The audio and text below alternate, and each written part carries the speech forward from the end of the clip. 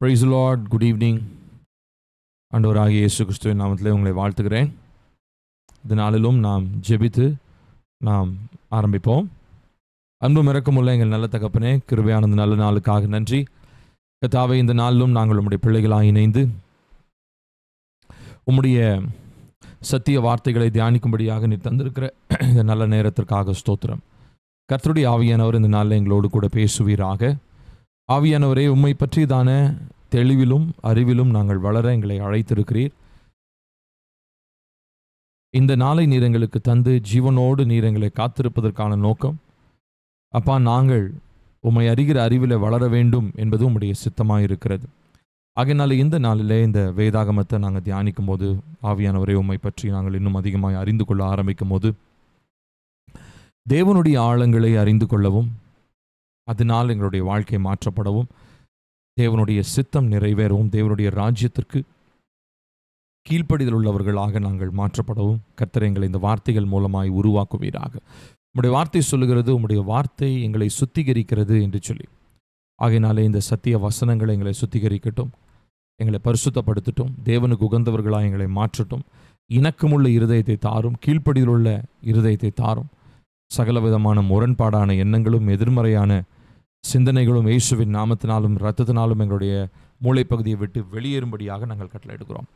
கர்த்தருடைய மகிமை எங்களை முழுவதுமாய் ஆளுகை செய்வதாக. எங்களோடு கூட நீர் பேசும்.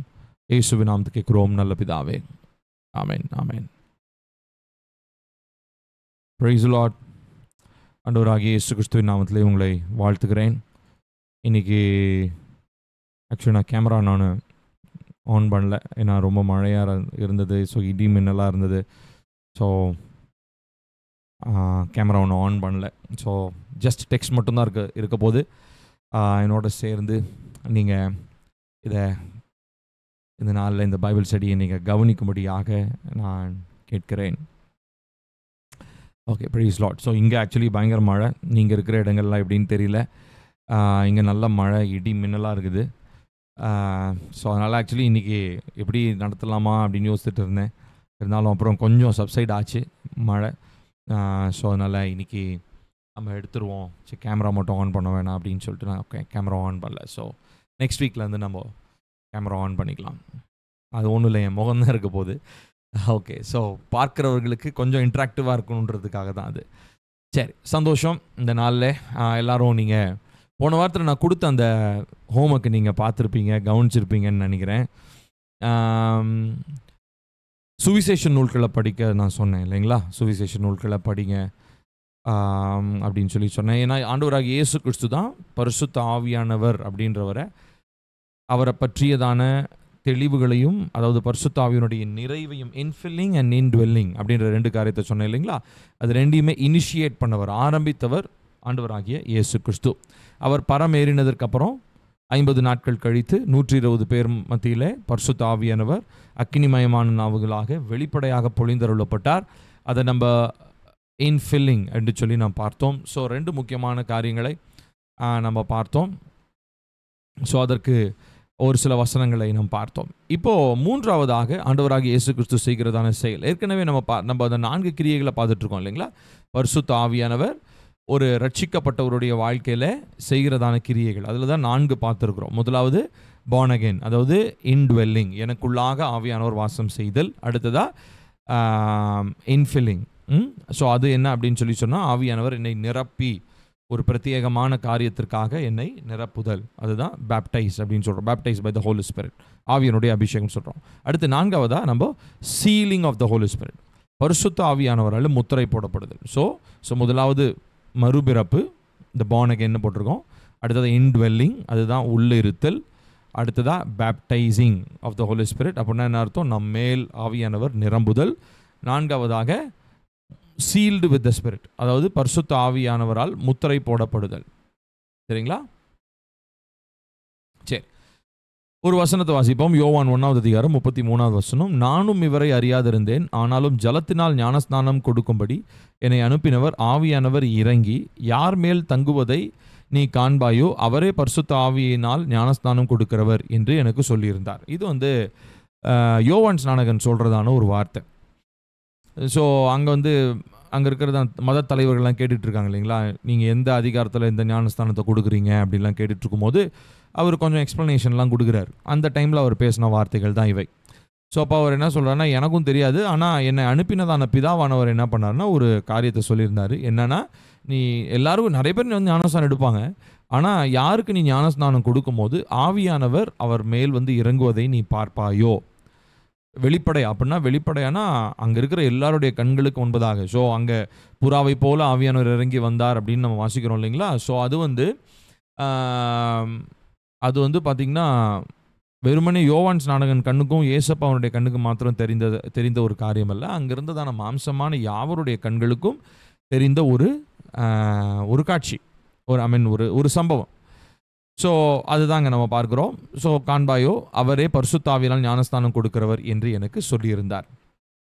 ஸோ இந்த ஹோலி ஸ்பிரிட் பற்றி டீச்சிங்கை நம்ம இன்னும் கொஞ்சம், ஏன்னா இந்த baptism of the Holi spirit, அதுக்கப்புறம் sealing of the Holi spirit நான் சொன்னேன் இல்லைங்களா.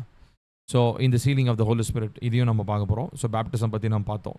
இந்த வசனத்தை தான் நான் உங்களுக்கு சொன்னேன் இப்போ இல்லையா. ஸோ பரிசுத்தாவியினால் ஞானஸ்தானம் கொடுக்கிறவர். ஸோ பரிசுத்தாவியின் ஞானஸ்தானம் அதுதான் நம்ம பார்த்தோம். கடைசியாக இப்போது சீலிங். இப்போ நான் ஏன் பரிசுத்தாவியனோட இந்த வசனங்கள், ஒரு சில வசனங்கள் நான் முன்னாடி வாசித்தேன் அப்படின்னு சொன்னால், இன்றைக்கி பரிசுத்தாவியனோரை பற்றி நிறைய டிஃப்ரெண்ட்டான ஒப்பீனியன்ஸ் இருக்குது. Every person is coming with his own opinion of who the Holi Spirit is. பரிசுத்த ஆவியானவர் யார் என்பதை ஒவ்வொருத்தரும் அவங்கவுங்க புரிதலுக்கு ஏற்றபடி ஒரு விளக்கத்தை கொண்டு வருவதை நம்ம பார்க்குறோம். உதாரணத்திற்கு ஒரு சிலர் வந்து இப்போது இந்த கல்ட் குரூப்ஸ்ன்னு சொல்கிறோம். அதாவது வந்து பார்த்திங்கன்னா கள்ள உபதேச கூட்டங்கள்னு சொல்கிறோம். அவங்க வந்து பார்த்திங்கன்னா இப்போ யெகோவா சாட்சிகள்னு ஒருத்தங்க இருக்காங்க இல்லைங்களா. நீங்கள் அவங்கள கேள்விப்பட்டிருப்பீங்க, ஒருவேளை ஒரு சிலர் நீங்கள் சந்திச்சிருப்பீங்க. சந்திக்கலைன்னா தயவு செஞ்சு சந்திக்கக்கூடாதுன்னு ஜெபம் பண்ணுங்க. ஏன்னா மோசமான ஆட்கள் அவர்கள்லாம். அதாவது இந்த கர்த்தருடைய வார்த்தை சொல்லுது இல்லைங்களா, அதாவது யாரை வஞ்சிக்கலான்னு சொல்லி சுற்றித் திரிகிற ஓநாய்கள் அவர்கள்லாம். ஸோ அதனால் இந்த யெகோவா சாட்சிகள் ஒரு கூட்டம் இருக்காங்க. அப்புறம் ஒன்லி ஜீசஸ்னு ஒரு கூட்டம் இருக்காங்க. அவங்க வந்து பார்த்திங்கன்னா ஜீசஸை மாத்திரம்தான் அவங்க கும்பிடுவாங்க, வணங்குவாங்க. அவர் மட்டும்தான் they accept only the deity of Christ. கிறிஸ்துவனுடைய தெய்வீகத்தன்மையை மாத்திரம் தான் ஏற்றுக்கொள்வாங்க. அடுத்ததாக பார்த்தீங்கன்னா ஹோலி ஸ்பிரிட்டை முக்கியத்துவப்படுத்துகிற ஒரு கூட்டம் ஒருத்தங்க இருக்கிறாங்க. இது எல்லாத்தையும் தாண்டி நான் விதவிதமான காரியங்களை நான் கேள்விப்பட்டு கொண்டே இருக்கிறேன். நான் நிறைய வெளியில் மக்களோடு பார்க்கறது, பேசுகிறது, இதெல்லாம் பார்க்கும்போது நூதனமான ஒரு சில கூட்டங்கள்லாம் இருக்கிறத நான் பார்க்க முடிகிறது. ரொம்ப ரொம்ப நூதனமாக இருக்கிற ஒரு சில கூட்டங்கள்லாம் பார்க்க முடிகிறது. ஒரு சிலர் ஆவியானவர் இவங்ககிட்ட தான் பேசுவார், நம்மகிட்டலாம் பேச மாட்டாங்கன்னு நினச்சிட்டு இருக்கிற ஒரு கூட்டம் ஒருத்தங்க இருக்கிறாங்க. அதே மாதிரி வந்து பார்த்திங்கன்னா தேவன் வந்து இந்த இடத்துல தான் வாசம் பண்ணுகிறார், இது அவருக்கான கூடாரம். இப்போது இந்த சீஷர்கள்லாம் வந்து இந்த மறுரூப மலையில் இயேசுவுக்கு ஒரு கூடாரம், மோசேக்கு ஒரு கூடாரம், எலியாக்கு ஒரு கூடாரத்தை போடுறோம் அப்படின்னு சொன்னாங்க இல்லைங்களா. அந்த மாதிரி நம்ம ஆட்கள் இன்றைக்கி அந்த மாதிரி ஒரு குறிப்பிட்ட கூட்டத்தை பற்றி ரொம்ப நாளுக்கு முன்னாடி நான் கேள்விப்பட்டேன். ஸோ அவங்க வந்து பார்த்திங்கன்னா ஒவ்வொன்றுக்கும் ஒரு சர்ச்சு கட்டியிருப்பாங்க. பிதாவுக்கு ஒரு சர்ச்சு, ஜீசஸுக்கு ஒரு சர்ச்சு. கேட்கவே நூதனமாக இருக்குல்ல, பாருங்களேன். ஸோ இந்த மாதிரி நூதனமான கள்ள உபதேசக்காரர்கள் இன்றைக்கு ஆதி காலத்துலேருந்தே, அதாவது இப்போ மாத்திரம் இல்லை, பவுல் அப்போஸ்தலர் காலத்திலிருந்தே இந்த நூதன உபதேசங்களும் நூதன காரியங்களும் வந்து கொண்டே இருக்கிறது. ஆனால் அதுக்கு மத்தியில் திருத்துவத்தை புரிந்து கொண்டும் ரொம்ப முக்கியமாக இயேசு கிறிஸ்துவனுடைய போதனைகளை நாம் அறிந்தவர்களாகவும் ஆவியானவரால் நிரப்பப்பட்டவர்களாகவும் பிதாவினுடைய அன்பிலே நிலைத்திருக்கிறவர்களாகவும் திரியேக தேவன் மேலே அந்த ஒற்றுமையிலே நம்ம நிலைத்திருக்கிறது ரொம்ப ரொம்ப முக்கியம். அதனால தான் அந்த கடைசி பெனடிக்ஷன்னு சொல்கிறோம் இல்லைங்களா, ஆசீர்வாதம், அது கூட பார்த்திங்கன்னா பிதாவாகிய கர்த்தராகிய இயேசு கிறிஸ்துவினுடைய கிருபை, பிதாவாகிய தேவனுடைய அன்பு, பரிசுத்த ஆவியானவருடைய ஐக்கியம் அப்படின்னு சொல்கிறோம் இல்லைங்களா. ஸோ இந்த 3 காரியமே அது ஏதோ சும்மா சாதாரணமாக சர்ச்சில் சும்மா ஒப்பிக்கிற ஒரு மனப்பாட வார்த்தை கிடையாது. அது உண்மையாலுமே நம்முடைய ஒரு ஆழமான நம்பிக்கையை வெளிப்படுத்துகிற ஒரு வசனம் அது இல்லையா. ஸோ அதனால் தேவனுடைய அன்பு, பிதாவினுடைய அன்பு, இயேசு கிறிஸ்து சிலுவையில் சிந்தின ரத்தத்தினால் பெற்றுக் கொடுத்த கிருபை, அடுத்ததாக இப்போது நமக்குள்ளே கண்டினியூஸாக அந்த ஃபெல்லோஷிப்பில் இருக்க வைக்கிறவர் யாருங்க? பரிசுத்த ஆவியானவர். ஸோ இந்த ட்ரினிட்டியில் நிறைய பேருக்கு குழப்பம், ஆவியானுடைய செயல்களில் குழப்பம், அதுக்கப்புறம் இந்த திருத்துவத்தை புரிந்து கொள்றதுல குழப்பமாக இருக்கிறனால ஆளாளுக்கு ஒரு டாக்டரினை எடுத்துக்கொண்டு, ஒரு கோட்பாடை எடுத்துக்கொண்டு திசை மாறி தேவனை விட்டு விலகி அநேக பேர் இந்த மாதிரி ஆவியானவர்னு நம்பிக்கிட்டு நிறைய பேர் வஞ்சக ஆவியினாலே நடத்தப்படுறாங்க. அதுதான் இதில் இருக்கிற ஹைலைட்டான ஒரு கொடுமை. அதுதான் என்னன்னா, ஆவியானவர் தான் என்னை நடத்துகிறார் என்று நம்பிக்கொண்டு ஒளியின் தூதனுடைய வேஷத்தை தரித்த பிசாசினாலே நடத்தப்படுகிற மனிதர்கள் இந்த கள்ள உபதேசக்காரர்களாலே மிகவும் பெரிய கூட்டமாக எழும்பி கொண்டிருக்கிறார்கள். ஆனாலும் நம்ம அவங்கள பார்த்து பயப்பட வேண்டியதில்லை. நிறைய பேர் யோசிக்கலாம், நம்ம சர்ச்சில் ஏப்பா எங்கள் சர்ச்சில் இத்தனை வருஷமாக நான் சர்ச்சுக்கு வரேன், எனக்கு இந்த உபதேசம்லாம் எனக்கு தேவையாப்பா அப்படின்னு ஒரு வேளை நீங்கள் நினைக்கலாம். என்கிட்ட ஒரு சிலர்லாம் கேட்டிருக்காங்க, நமக்கு எதுக்குங்க திரும்ப அடிப்படையான இந்த உபதேசங்கள்லாம் நமக்கு எதுக்கு அப்படின்னு. ஆனால் அப்படிப்பட்ட கேள்வி கேட்குறவங்க தான் சீக்கிரத்தில் கள்ள உபதேசங்களுக்கு உரிய சந்தேகமும் கள்ள உபதேசங்களுக்கு வழிவிலகி போகிற கூட்டமாகவும் இருக்கிறாங்க. ஸோ இங்கே நம்ம திரும்ப ஏற்கனவே போட்ட அஸ்திபாரத்தின் மேலே இன்னொரு அஸ்திபாரங்களை நம்ம போடுகிறவர்களா இல்லாமல் ஏற்கனவே அறிந்து கொண்ட கோட்பாடுகள், ஏற்கனவே தேவனை பற்றி அறிந்த காரியங்களிலே நாம் உறுதியாக இருக்கிறோமா என்பதை நம்ம என்ன பண்ணணும்னா நம்ம செக் பண்ணி பார்க்கணும், நம்ம வெரிஃபை பண்ணி பார்க்கணும். வசனங்களின்படி நம்முடைய நம்பிக்கைகள் சரியாக இருக்கிறதான்றதை நம்ம வெரிஃபை பண்ணுறது தப்பு இல்லை. உபதேசங்களை புதுசாக லேர்ன் பண்ணுறது தான், புதுசாக நூதன உபதேசங்களை கேட்குறது தான் தப்பு.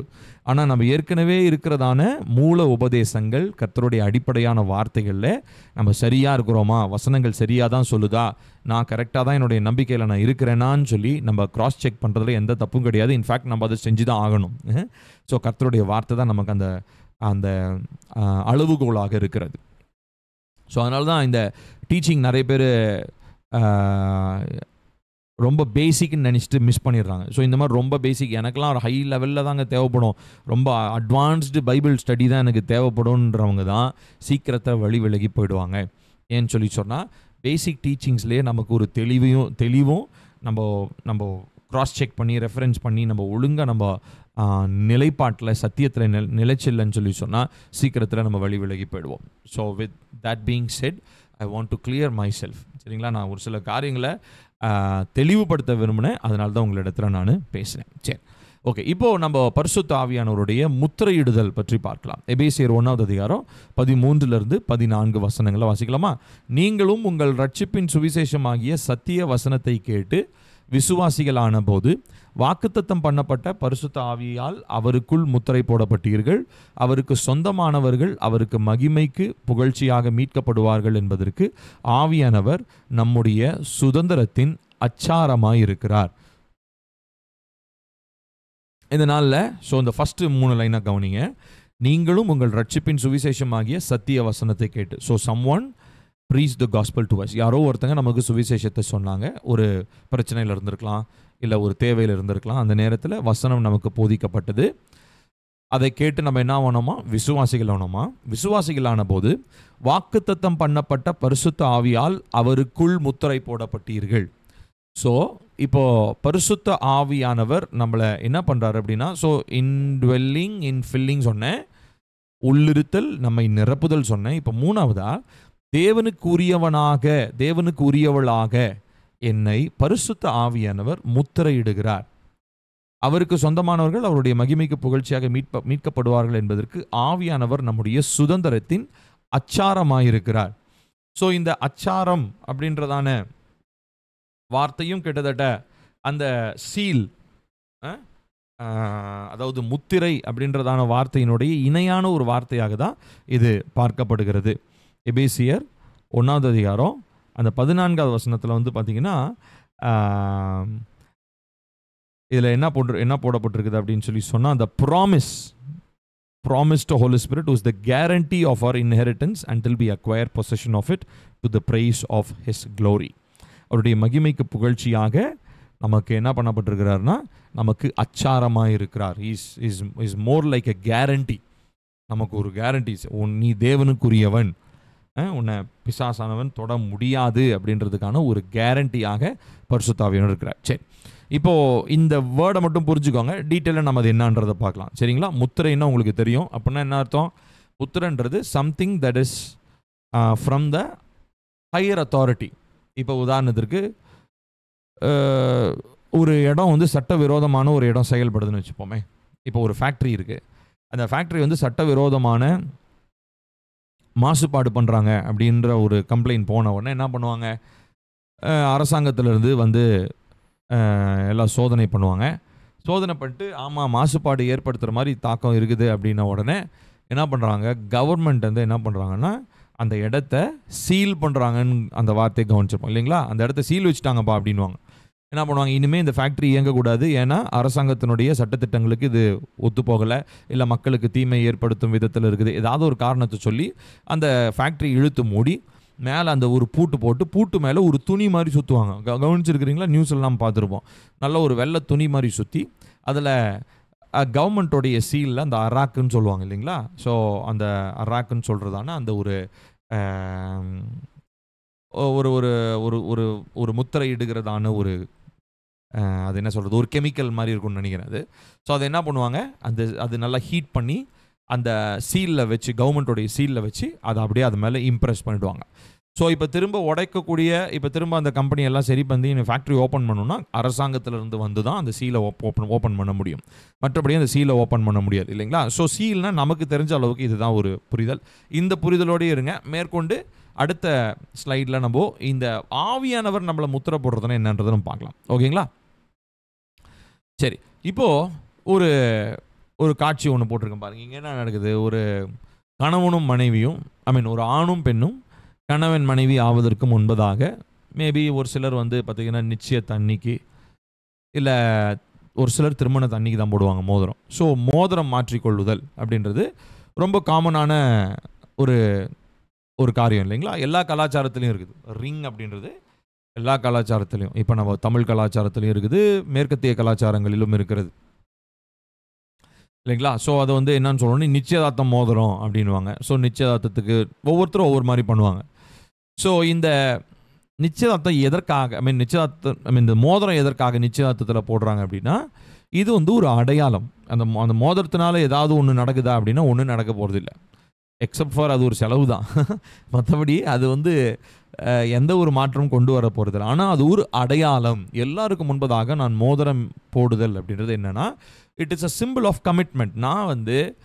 நான் உன்னை திருமணம் செய்வதற்கு நான் என்ன பண்ணுறேன், அடையாளமாக நான் இந்த மோதிரத்தை உனக்கு அணிவிக்கிறேன் அப்படின்னு அந்த ஆண் சொல்லுவதோ, இல்லை இந்த பெண்ணும் நான் உங்களை திருமணம் செய்வதற்கு அடையாளமாக நானும் உங்களுக்கு இந்த மோதிரம் போடுறேன், இந்த மோதிரத்தை நான் போட்டுக்கிறேன், நான் உங்களுக்கு அணிவிக்கிறேன் அப்படின்றதுனுடைய ஒரு அது எதனுடைய வெளிப்பாடாக இருக்குது, நான் திருமணம் என்கிற பந்தத்தில் உங்களோடு கூட தொடர்புடையவனாக மாற்றப்படுகிறேன் அப்படின்றதான ஒரு அடையாளம் தான் இல்லைங்களா. மற்றபடி ஃபிசிக்கலாக எந்த ஒரு மாற்றமும் நடக்க போகிறதில்ல, அது வெறுமனே ஒரு அடையாளமாக தான் பார்க்கப்படுகிறது. இப்போது அப்போஸ்தலனாகிய பவுலும் எபேசு நிருபத்தில் இந்த வசனத்தை, எபேசியர் 1:13 இந்த வசனம் வாசித்தோம் இல்லைங்களா.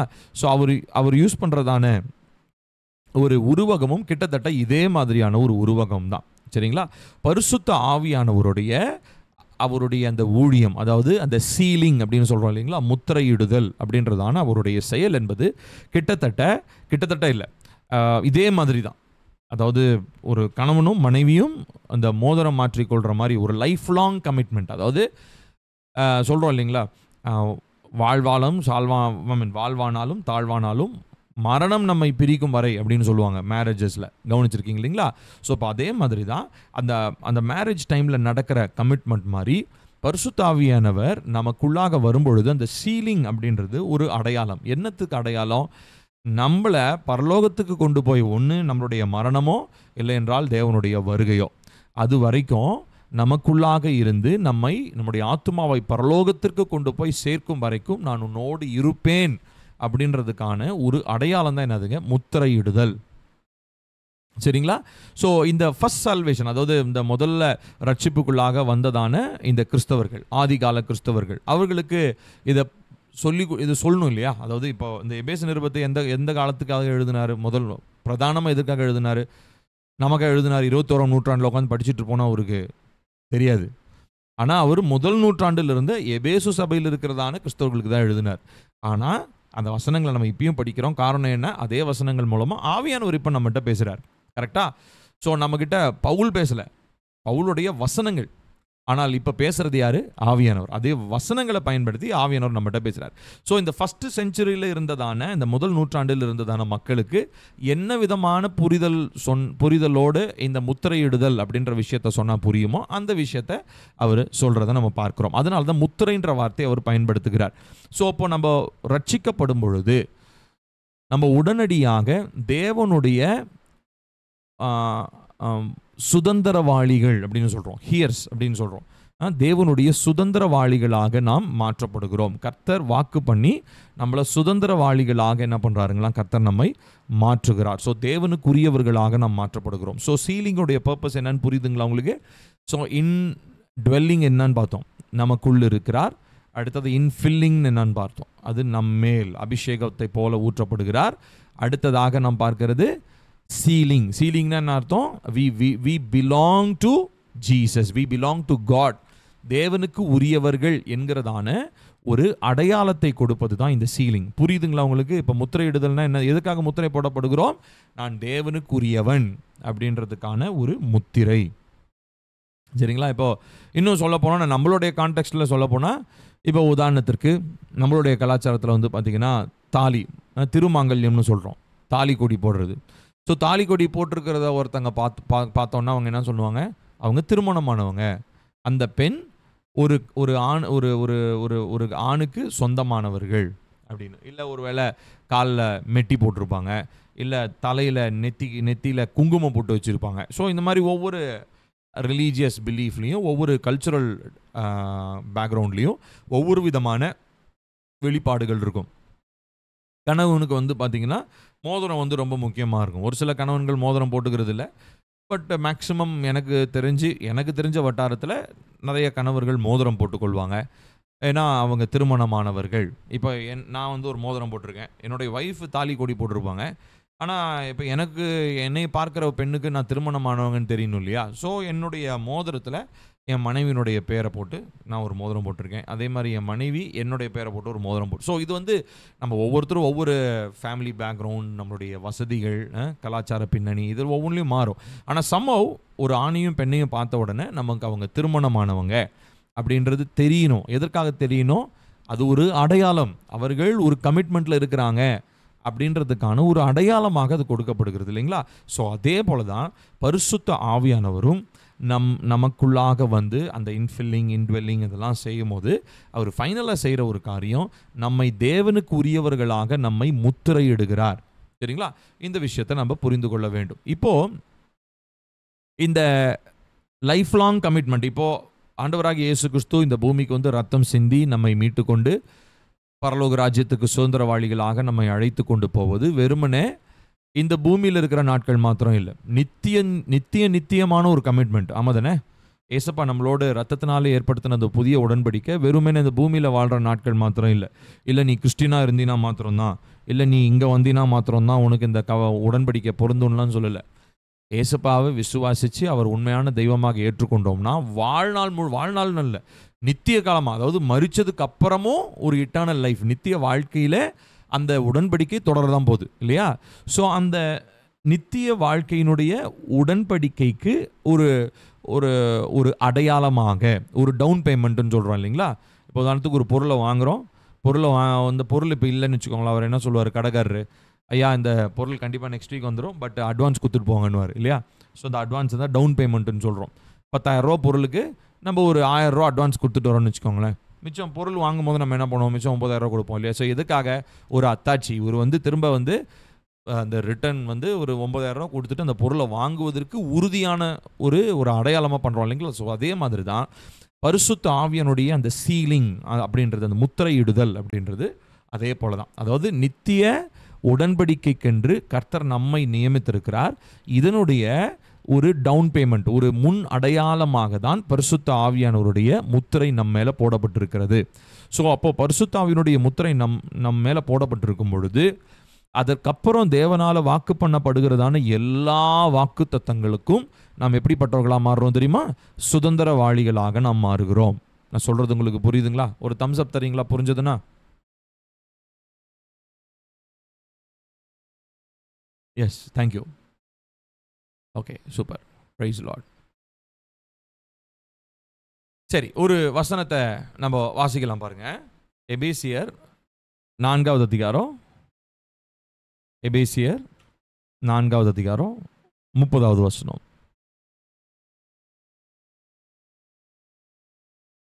அன்றியும் நீங்கள் மீட்கப்படும் நாளுக்கென்று முத்திரையாக பெற்ற தேவனுடைய பரிசுத்த ஆவியை, இப்ப பாருங்க, முத்திரையாக பெற்ற பரிசுத்த ஆவி. ஸோ இதை நீங்கள் நல்லா கவனித்து பார்க்கணும். ஸோ பரிசுத்த ஆவியானவர், இப்போ நான் சொன்னேன், இன்ஃபில்லிங், இன்ட்வெல்லிங், பார்ன் அகெயின் எக்ஸ்பீரியன்ஸ், மறுபடியும் பிறக்கிற அனுபவம், இதெல்லாம் சொன்னேன். பட் இப்போது ஃபைனலாக நம்ம மேலே ஒரு சீல். இது எதற்கு அடையாளமாக பார்க்கப்படுகிறது? நித்திய உடன்படிக்கைக்கு அடையாளமாக ஒரு முத்திரையாக பெற்ற தேவனுடைய பரிசுத்த ஆவி என்று சொல்லி நாம் பார்க்கிறோம். சரிங்களா? அவரை நம்ம என்ன பண்ணக்கூடாதுங்களா? நாம் துக்கப்படுத்தக்கூடாது.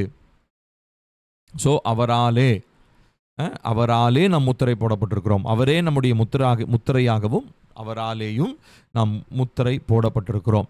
ஸோ நம்ம தேவனுக்குரியவர்களாக நம்ம அந்த ரட்சிப்பை பெற்றுக்கொண்ட அந்த நாளிலே ஆவியானவர் நமக்குள்ளே வந்துட்டார். ஸோ அது இன்வெல்லிங் சொன்னேன்.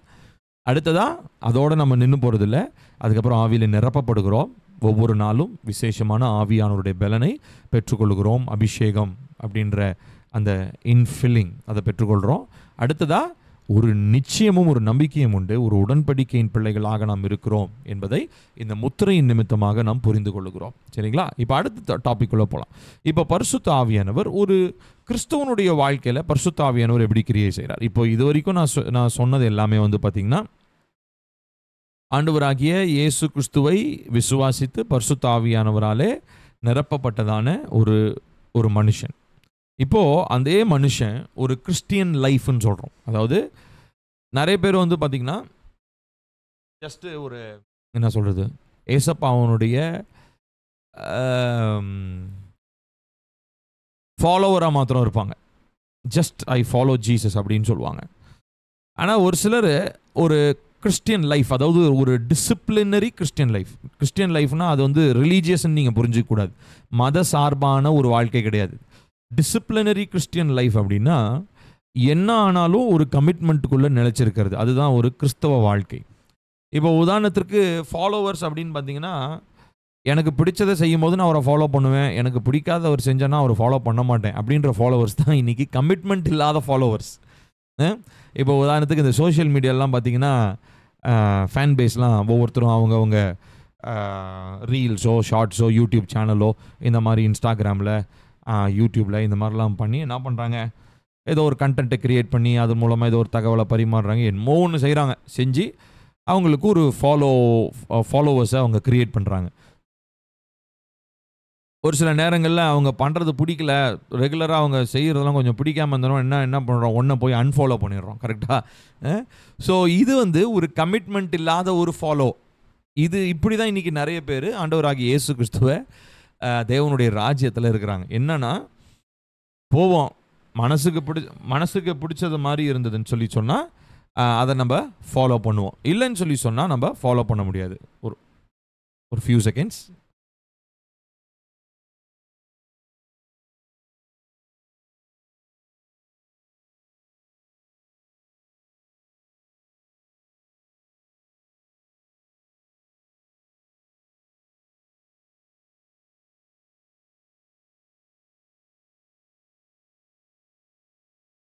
Okay, sorry for the interruption.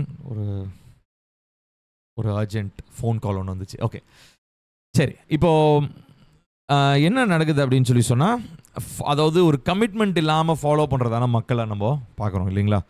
So ஏசப்பாவா ரொம்ப நல்லவர் தான், ஃபாலோ பண்ணுவோம், ட்ரை பண்ணி பார்ப்போம், அற்புதம் செய்கிறாரு, கேட்குறதெல்லாம் தராரு, சூப்பராக இருக்கே, பரவாயில்லையே அப்படின்னு கொஞ்சம் அப்படியே உள்ளே வருவாங்க. வந்ததுக்கப்புறம் கொஞ்சமாக போக போக அவர் சொல்கிறதெல்லாம் கொஞ்சம் கஷ்டமாக இருக்கும். சிலுவை எடுத்துக்கொண்டு நட, அதை பண்ணாத, இதை பண்ணாத, இதை பண்ணணும், இப்படி இருக்கணும், பரிசுத்தமாக இருக்கணும், இந்த மாதிரி ஏதாவது போதனைகளை கேட்ட உடனே என்ன ஆகிடுது, ஃபாலோயிங் ஃபேன் பேஸ் ஜீசஸ்க்கு குறைஞ்சிருச்சு. ஜீசஸ் ஒரு ஃபேன் பேஸை உருவாக்கவோ ஃபாலோவர் கிளப்பை உருவாக்கவோ அவர் வரலைங்க. அவர் ஒழுக்கமுள்ள நித்திய உடன்படிக்கையில் ஃபுல் கமிட்மெண்ட்டில் இருக்கக்கூடிய தேவனுடைய பிள்ளைகளை அவர் சேர்த்துக்கொள்ள தான் திரும்ப இந்த பூமிக்கு வர போகிறார். அப்படிப்பட்டவங்களை உருவாக்க தான் ஃபஸ்ட் டைமும் வந்தார். இப்போ செகண்ட் டைம் அவர் வரப்போகிறதும் அப்படிப்பட்டவங்களை அவர் சேர்த்துக்கொள்ள தான் வர போகிறார். ஸோ இந்த கிறிஸ்டியன் லைஃப் அப்படின்னு நான் இங்கே போட்டிருக்கிறதுனுடைய அடிப்படை வந்து ஒரு ரிலீஜியஸ் பேஸ்டுன்றதை அப்படி புரிஞ்சிக்கக்கூடாது. ஒரு சடங்கு செய்கிற மாதிரி ஒரு ரிலீஜியஸ் செட்டப்பில் இருக்கக்கூடியவங்க அப்படின்றது கிடையாது. இது வந்து தேவனை நித்தியமாய் பின்பற்றுகிறவர்கள், அதாவது எந்த சூழ்நிலையிலும் நிபந்தனை இல்லாமல் தேவனை பின்பற்றுகிறவர்கள், அவர்களுடைய வாழ்க்கையில் பரிசுத்த ஆவியினுடைய செயல்பாடு என்ன அப்படின்றத நம்ம பார்க்க போகிறோம். சரி, இப்போ முதலாவது கவனிப்போம். இப்போ பரிசுத்த ஆவியினுடைய செயல்பாடு நான் சொன்ன மாதிரி வெறுமனே நம்மளை ஒரு தேவனுக்கு உகந்தவனாய் நம்மை மாற்றுதல், அதாவது இயேசுவை பின்பற்றுகிறவனாய் என்னை மாற்றுதல் அப்படின்றதோட அது நின்று போகிறதில்லை. அதையும் தாண்டி அவருடைய ஊழியம் நிறைவேறுகிறது இல்லையா? அதுதான் நம்ம ஃபஸ்ட்டு பார்த்தோம். இப்போது அவர் என்ன பண்ணுறாரு அப்படின்னு சொன்னால், நம்முடைய வாழ்க்கையில் ரொம்ப முக்கியமாக இப்போ நான் 4 காரியத்தை பார்த்தோம் இல்லைங்களா? என்னென்ன பார்த்தோம்? ஸோ நம்ம மறுபடியும் பிறக்கிற அனுபவம், பார்ன் அகெயின் மறுபடியும் பிறக்கிற அனுபவம், இன்ட்வெல்லிங் நமக்குள் இருத்தல், பேப்டைசிங் நம்மை நிரப்புதல், 4வதா முத்திரையிடுதல், சீலிங். இந்த 4 காரியங்களாக பார்த்தோம். இது வந்து ஒரு பிகினிங்கில் ஒரு விசுவாசிக்குன்னு ஒரு அடையாளமாக கொடுக்கப்படுறது. பட் அது வந்து ஒரு குறிப்பிட்ட காலத்துக்கோ இல்லை விசுவாசியாகி ஒரு 5 வருஷத்துக்கோ 10 வருஷத்துக்கோ மாத்திரம் இல்லை. ஸோ அதுக்கப்புறத்துல இருந்து ஒரு சில ஒர்க்ஸ்லாம் கண்டினியூ ஆகும். இப்போது மறுபடியும் பிறத்தல் அப்படின்றது வந்து ஒரு டைம் தான் பண்ண முடியும். நீங்கள் திரும்ப மறுபடியும் பிறக்கிற அனுபவம் பண்ண முடியாது. ஆனால் ரட்சிப்பை உறுதிப்படுத்துவதற்கு நம்ம பாவங்களை அறிக்கை செய்கிறோம், அதெல்லாம் நம்ம பண்ணுறோம், அது வேறு. ஆனால் மறுபடியும் பிறத்தல் அப்படின்றது it's an one time event இல்லைங்களா? அதே மாதிரி பரிசுத்த ஆவியானவர் உங்களுக்குள் வருதல் அப்படின்றது it's an one time event. திரும்ப வந்துட்டு இருக்க மாட்டார். திரும்ப நடக்கிறது என்னதுங்க? இன்ஃபில்லிங் தான் நம்மளுக்கு, அந்த baptising of the Holi spirit, பரிசுத்தவருடைய ஞானஸ்தானம் தான் திரும்ப நடக்கும். ஒவ்வொரு தடவையும் நம்ம தேவ சமூகத்தில் காத்திருந்து அவர் பிரசனத்தில் காத்திருக்கும் போது அந்த இன்ஃபில்லிங் அப்போ தான் நடக்கும். அடுத்து 4வதாக பார்க்குறோம் sealing of the Holi Spirit. So அது அவருக்குரியவராக மாற்றப்படுறது. ஸோ இது வந்து ஒரு பிகினிங்னு வச்சுப்போமே, ஆரம்ப காலத்திலேருந்து ஆரம்பிக்கிற ஒரு விசுவாசிக்க நடக்கிற ஒரு காரியம். ஆனால் அதுக்கப்புறம் நடக்கிற காரியம் என்ன அப்படின்னு சொல்லி பார்த்தீங்கன்னா, அவனுடைய வாழ்க்கையில், அதாவது ஆண்டவராகிய இயேசு கிறிஸ்துவை நம்பி விசுவாசித்து வார்த்தையில் வளருகிற மனுஷனுக்கு அதை தொடர்ந்து ஆவியானவருடைய கிரியைகள் என்ன விதமாக இருக்க போகுது அப்படின்னா, முதலாவது பார்க்கும்போது அவர் கர்த்தருடைய வசனங்கள் இருக்கு இல்லையா? கர்த்தருடைய பரிசுத்த வேதாகமம் நம்ம கையில் இருக்கிறதான பரிசுத்த வேதாகமம், அந்த பரிசுத்த வேதாகமத்தை புரிந்து கொள்வதற்கான ஒரு வெளிச்சத்தை நமக்கு தருகிறார். அதாவது இன்னும் சொல்ல போனால், கர்த்தருடைய வசனத்தை இன்னைக்கு எல்லாரும் தான் படிக்கிறாங்க இல்லையா? இன்ஃபேக்ட் சொல்ல போனால் நமக்கே தெரியும், பிசாசுக்கே வசனம் நல்லா தெரியும். விசுவாசிக்கு தெரியறதை விட பிசாசுக்கு நல்லா தெரியும். வசனம் எல்லாரும் படிக்கிறாங்க. தத்துவ ஞானிகளும் வசனம் படிப்பாங்க. கடவுள் இல்லைன்னு சொல்லி பேசுகிற நாத்திகர்களும் வசனம் படிக்கிறாங்க. அதாவது நம்ம கையில் இருக்கிற பரிசுத்த வேதாகமத்தை படிக்கிறாங்க. ஆனால் அவங்களுக்கெல்லாம் ஏன் மண்டையில் ஏற மாட்டேனுது? ஏன் அந்த வசனம் அவங்களோட பேச மாட்டேனுது? ஏன் அவங்களுக்கு ஒரு உணர்வு வர மாட்டேனுது அப்படின்னா, அவங்களுடைய கண்கள் அடைக்கப்பட்டவர்களாக அந்த வசனத்தை படிக்கிறாங்க. அதாவது ஃபிசிக்கல் கண்ணை திறந்து வசனத்தை வார்த்தையாக படிக்கிறாங்க. ஆனால் அந்த வார்த்தையிலிருந்து வெளிப்படுத்தப்படுகிற பரிசுத்த ஆவியானவருடைய வெளிச்சம், அந்த வார்த்தையை நல்லா கவனிக்கணும். அது நீங்கள் வேணும் எழுதி வச்சுக்கோங்க. வசனத்தை நம்ம வாசிக்கும் போது, இப்போ மற்றவன் வசனத்தை வாசிக்கிறதுக்கும் பரிசுத்த ஆவியானவருடைய இந்த முன்னாடி நான் சொன்ன அந்த அனுபவங்கள் எல்லாம் பெற்றுக்கொண்டு ஒரு மனுஷன் வசனத்தை வாசிக்கிறதுக்கும் வித்தியாசம் இருக்குது. இதுக்கு முன்னாடி இருக்கிற நான் சொன்ன அந்த பார்ன் அகெயின், இன்ட்வெல்லிங், இன்ஃபில்லிங், சீலிங், மறுபடியும் பிறத்தல், உள்ளிருத்தல், நம்மை நிரப்புதல், முத்திரையிடுதல், இந்த 4 காரியங்களையும் பெற்றுக்கொண்டு ஒரு மனுஷன் வசனத்தை படிக்கும் பொழுது, இப்போ பரிசுத்த ஆவியானவர் என்ன பண்ணுறாருன்னா, வசனத்துக்குள்ளிருந்து வருகிறதான ஒரு கைண்ட் ஆஃப் இலூமினேஷன் சொல்கிறோம். இலூமினேஷன்னா வெளிச்சம் ஊட்டுதல், வெளிச்சம் ஊட்டுகிற ஒரு அனுபவத்தை பரிசுத்த ஆவியானவர் வசனத்தின் மூலமாய் நம்முடைய வாழ்க்கையில் நிறைவேற்றுகிறாருங்க. நான் சொல்கிறது உங்களுக்கு புரியும்னு நினைக்கிறேன். ஏன்னா மற்றபடி வசனத்தை நீங்கள் படிச்சிங்கன்னா அந்த வசனம் அது சாதாரண வார்த்தைகள். இப்போ ஒரு பகவத்கீதை படிக்கிற மாதிரியோ, ஒரு இஸ்லாமியர்களுடைய குரானை படிக்கிற மாதிரியோ, இல்லை வேறு ஏதோ ஒரு புனித புத்தகத்தை படிக்கிற மாதிரியோ ஒரு மனிதன் பரிசுத்த வேதாகமத்தை ஒரு புனித புத்தகமாக பார்த்து படிப்பான். அவ்வளோதான், படித்து முடிச்சுட்டு கதையை மட்டும் தெரிஞ்சுட்டு மூடி வச்சுட்டு போயிடுவான். ஆனால் அந்த வார்த்தை அவனுக்குள்ளே கிரியை செய்யவே செய்யாது. ஏன்னா அவனுக்குள்ளே யார் இல்லை? ஆவியானவர் இல்லை. ஆவியானவர் இருந்தாலும் ஆவியானவருடைய இந்த அனுபவம் என்ன அப்படின்னா, shedding the light on the scriptures, படிக்கிற அந்த பரிசுத்த வேதாகமத்தின் மேல் வெளிச்சம் ஊட்டுதல், டு illuminate the scriptures.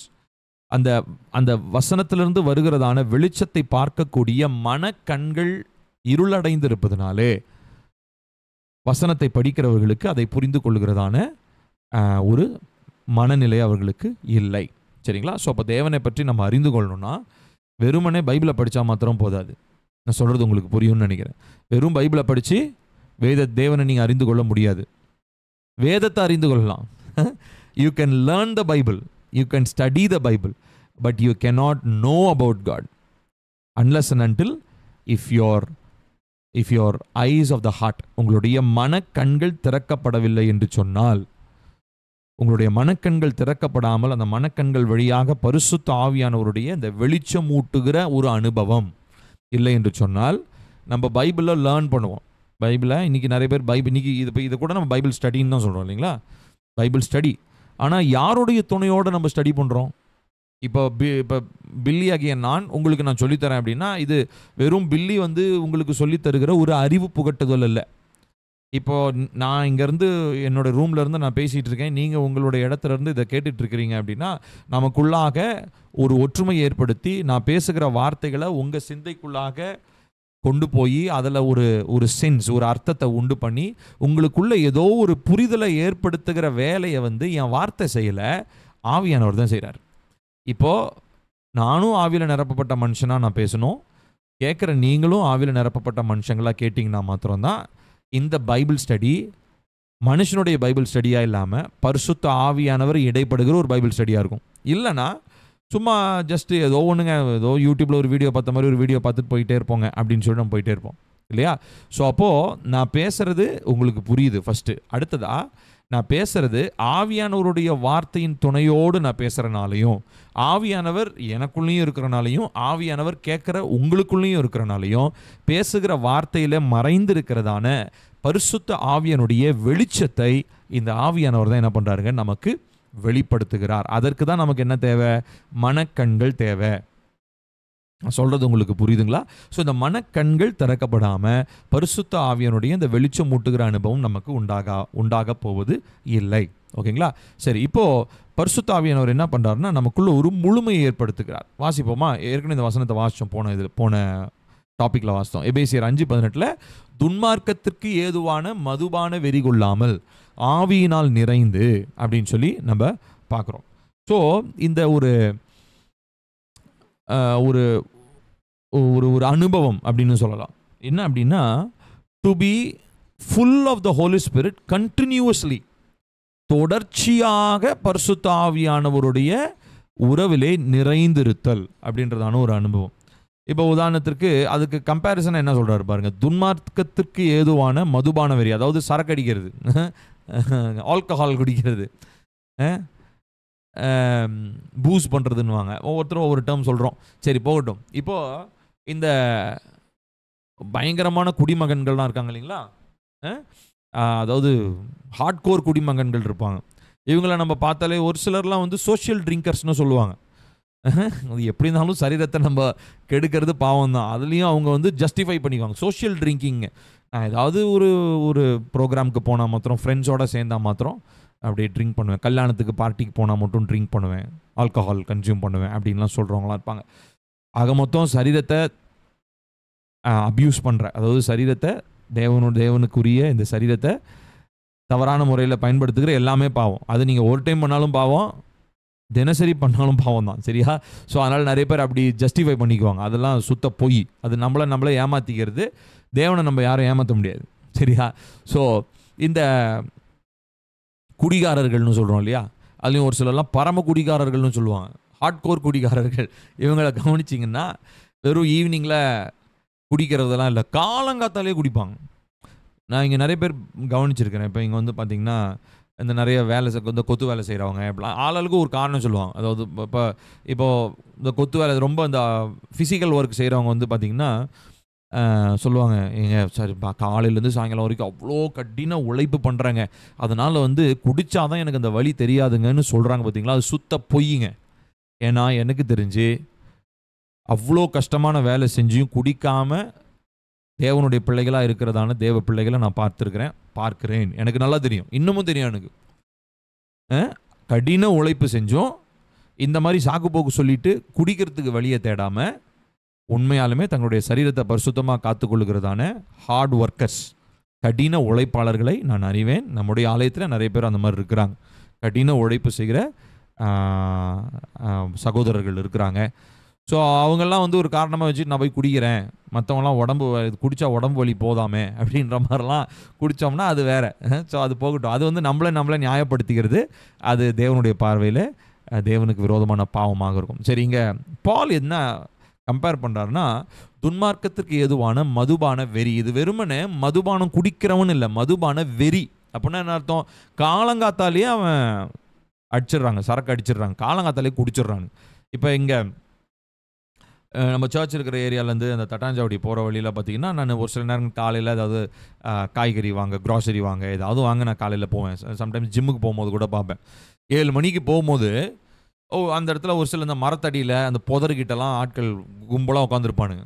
காலங்காத்தாலேயே எனக்கு டவுட், எப்படி இவனுங்களுக்கு காலங்காத்தாலேயே இவனுங்களுக்கு சரக்கு கிடைக்குது அப்படின்னு யோசிப்பேன். அப்புறம் தான் ஒரு சகோதரர் சொன்னார், அண்ணா இல்லைண்ணே, அவர் முந்தின நாள் நைட்டே அவனுக்கு வாங்கி வச்சுருவானுங்க, வாங்கி வண்டியில் வாங்கி வச்சுருவாங்க, வீட்டுக்கு தெரியாமல் வாங்கி வச்சுட்டு காலங்காத்தால் எந்திரிச்சோன்னா பல்லு வளர்க்குறாங்களோ இல்லையோ, எந்திரிச்சோன்னா நேராக வந்து ஃப்ரெண்ட்ஸோடு சேர்ந்து அந்த ஒரு பாட்டிலை ஒரு கட்டிங் போட்டு அந்த ஒரு போதையிலே தான் அந்த நாள் ஃபுல்லாக செலவழிக்கிறது. இவங்கள தான் நம்ம வெறி பிடித்தவர்கள்னு சொல்கிறோம், மதுபான வெறின்னு சொல்கிறோம். அப்படின்னா என்ன அர்த்தம்? அவன் காலையில் முழிக்கிறதுலேருந்து அவன் நைட்டு தூங்குற வரைக்கும், அது அப்போ அப்படி குடிக்கிறவன் சாயங்காலம் குடிக்காமையாக இருப்பான்? சொல்லுங்கள் பார்க்கலாம். சாயங்காலம் என்ன பண்ணுவான்? வேலையை முடிச்சுட்டு வரும்போது ஃபுல்லாக ஒரு கட்டு கட்டிட்டு வருவார். காலையில் எந்திரிச்ச உடனே திரும்ப குடிக்கிற பழக்கம். ஸோ இவங்கள வெறி பிடிச்சவங்கன்னு நம்ம சொல்கிறோம் இல்லையா? ஸோ அதுதான் இங்கே பால் சொல்கிறாரு. இப்போ அதை சொல்லிவிட்டு அதை அப்போஸ் பண்ணி சொல்கிறார், மதுபான வெறி கொள்ளாமல். ஸோ ஒரு மனுஷன் தன்னுடைய சரீரத்தை அப்யூஸ் பண்ணுறதுக்கு அவன் என்ன பண்ணுறான்? இந்த சரீரத்தை கெடுக்கக்கூடியதான ஒரு மதுபானத்தை வெறி பிடிச்சவனை போல கண்டினியூஸாக அந்த ஃபுல் அவனுடைய பாடியில் எப்போ பிளட்டை எடுத்து பார்த்தாலும் ஒரு குறிப்பிட்ட அளவுக்கான ஆல்கஹால் அவனுடைய பிளட்டில் கலந்தே இருக்கும் இல்லைங்களா? அந்த மாதிரி ஒரு வெறி பிடிச்சவன் வச்சுப்போமே. அவனை கம்பேர் பண்ணி இந்த சென்ஸ் அப்படிப்பட்ட ஒரு சம்பவத்தை சொல்லிட்டு என்ன சொல்கிறாரு? வெறி கொள்ளாமல் ஆவியினால் நிறைந்த. அப்படின்னா என்ன அர்த்தம்? ஸோ பேசிக்கலி நீ தூங்குற நேரம், ஏன்னா அந்த தூங்குற நேரம் வந்து நீங்கள் அன்கான்ஷியஸாக இருக்கிற டைம் இல்லையா? ஸோ நீங்கள் முழிக்கிற நேரத்திலேருந்து திரும்ப தூக்கத்துக்கு போகிற நேரம் வரைக்கும் ஆவியானவரால் தொடர்ச்சியாக நிரப்பப்படுகிற ஒரு அனுபவம். இது வந்து ஒரு சாதாரணமாக ஒரு வசனமும் நம்ம படிச்சுட்டு போயிடுறோம். ஆனால் இதை நடைமுறைப்படுத்துறது எவ்வளோ கடினம் தெரியுங்களா? இல்லைங்களா? யோசித்து பாருங்களேன். கண்டினியூஸாக 24 ஹவர்ஸும் ஆவியானவராலே நிரம்பி இருத்தல், இது எவ்வளோ சிரமமான காரியம். இப்போ இந்த குடிகாரர்களுடைய சம்பவத்துக்கு ஒரு எக்ஸாம்பிளுக்கு வருவோமே. இப்போ குடிகாரங்களுக்கு வந்து பார்த்தீங்கன்னா அவன் அந்த ஒன் டைம் தான் குடிக்கிறான். ஆனால் குடித்ததுக்கப்புறம் அந்த போதை அவனுடைய சிந்தையை மாற்றுது, அவனுடைய எண்ணங்களை மாற்றுது. அவனுடைய ரத்தத்தில் அந்த ஆல்கஹால் கண்டென்ட் ஓடிக்கிட்டே இருக்கும், அவனுடைய உடம்புக்குள்ளே ஓடிக்கிட்டே இருக்கும். அந்த போதை குறையிற வரைக்கும் அப்படியே ஓடிக்கிட்டே இருக்கும். அது குறையும் போது சாயங்காலம் திரும்ப போய் அவன் ஒரு டோஸ் எடுத்துக்கிறான். அழிவுக்குரிய, மோசம் போக்குகிற, அடிமைத்தனத்துக்குரிய ஒரு பழக்க வழக்கமே இவ்வளவு ஒரு பழக்க வழக்கத்தை ஏற்படுத்துதுன்னா பரிசுத்த ஆவியானவருடைய அந்த தாக்கம் ஒரு மனுஷனுக்குள்ளே எப்படி இருக்கும்? ஸோ உதாரணத்துக்கு இன்னும் சொல்ல போனால் இது வந்து ஒரு அடிக்டிவ் ஃபீலிங்னு சொல்லலாம். இப்போ உதாரணத்துக்கு இப்போ இந்த பரிசுத்த ஆவி இந்த ஃபஸ்ட்டு பார்ட் எடுத்துக்குவோம். துன்மார்க்கத்துக்கு எதுவான மதுபான வெறின்னு சொல்கிறோம் இல்லைங்களா? இந்த மதுபான வெறி அப்படின்னும் போது அவங்க வந்து அவங்கள வந்து நம்ம என்னன்னு சொல்கிறோம்? அடிமைப்பட்டிருக்கிறாங்கன்னு சொல்கிறோம். கரெக்டாக? அடிக்ட் ஆகிட்டாரு, அவர் வந்து ட்ரங்கர்ட் அப்படின்னு சொல்கிறோம், குடிகாரன் அப்படின்னு சொல்கிறோம். அதுக்கப்புறம் அவர் வந்து அந்த ஆல்கஹால் அடிக்ஷன் அப்படின்னு சொல்கிறோம். அப்படின்னா என்ன அர்த்தம்? ஒரு போதை மாதிரி அவருக்கு ஆகிப்போச்சு. அது வந்து அவர் இல்லாமல் அதால் இருக்க முடியாது அவரால். அப்புறம் அவங்க சொல்லுவாங்களே, இல்லைங்க சாயங்காலம் ஆனால் கையெல்லாம் நடுக்க எடுத்துக்கோங்க அப்படின்வாங்க. ஸோ அது வந்து அவங்க வந்து ஒரு அடிக்ஷன்னு சொல்கிறாங்க.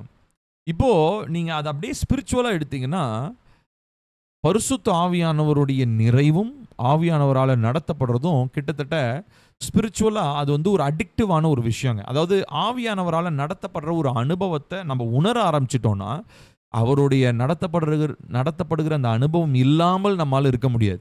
நான் சொல்கிறது உங்களுக்கு புரியும்னு நினைக்கிறேன். இப்போ வந்து இது வந்து உலகத்தில் இருக்கிற அழிந்து போகக்கூடிய ஒரு காரியத்தை அழிவில்லாத ஒரு காரியத்தோட நம்ம கம்பேர் பண்ணி பேசுகிறோம்.